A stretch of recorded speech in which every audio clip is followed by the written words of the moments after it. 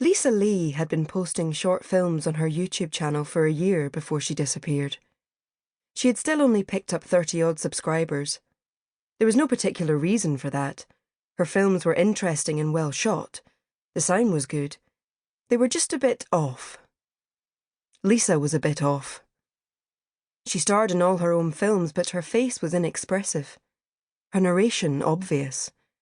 She'd tour amazing abandoned buildings, point the camera at the table and say, "Oh look, there's a table."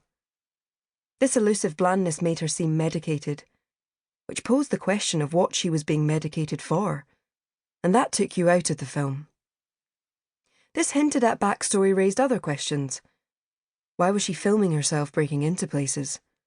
Wasn't she worried about getting arrested? Was she trying to resolve something or escape from something? Why did someone with such a thick working-class accent have such an elaborate, expensive hobby? Was the accent affected?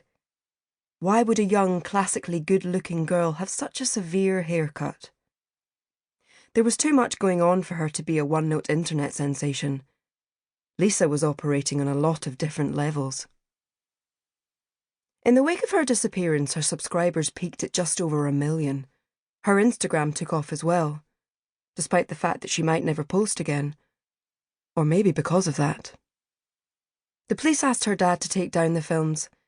They thought speculation about them, especially about the chateau, was distracting from the search for her, and didn't see how Lisa's disappearance in North Berwick could be related to her exploring an abandoned chateau in France. They were wrong. It's worth describing that film for those who didn't get a chance to see it. It's just 22 minutes or so. She'd made it 6 months before, but only posted it 2 weeks before she disappeared. It begins abruptly. Lisa is walking through an autumn wood of bare silver birches, holding the camera with her left hand and training it on her own face, looking forward as if she doesn't know she's being filmed. The air around her seems unnaturally still, but we can hear the rustle of dead leaves as she walks, the occasional soft sucking squelch from damp soil underfoot. It must be cold, because her cheeks are pinked. Her breath becomes visible an inch from her lips, but the frost is lifted from the ground, so maybe it's lunchtime. Lisa is 20, slim, with roughly cropped blonde hair. She's quite intense. When she catches sight of her own face in the viewfinder, her nose wrinkles and her shoulder slides up to her ear.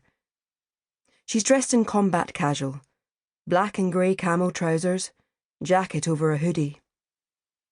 There's a crackle of nervous discomfort about her, appropriate because she's on her way to get into someone's house without permission and creep around, looking at everything. "Hiya, I'm in France. Exciting. It's an actual chateau. I'm taking you into it. Is that how you say it? Chateau? Well, it's a castle anyway. Aye. Kinda." Her accent is a gentle East Coast brogue, girlish and high-pitched. "If you like this, gonna chuck us some stars? And reviews? Really help other people to find me here, and subscribe to my channel, if you like."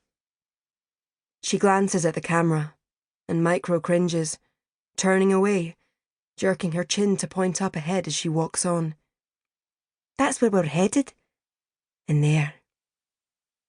She turns the camera to the edge of the wood, and a grey-slated turret peeking over the top of the trees. The walls are faded yellow. It looks like a rotting Disney castle. "There, the pointy tower. That's where we're going. See, I heard that a big family was living in there. 5 kids, mum and dad, granny living with them. You know, like, big for nowadays families. But one morning, years ago, they all just walked out and never came back. No one seems to know why. And they've left everything. Furniture and clothes, dolls and all this sort of thing." She walks on, keeping the camera trained forward, scanning the trunks and the ground.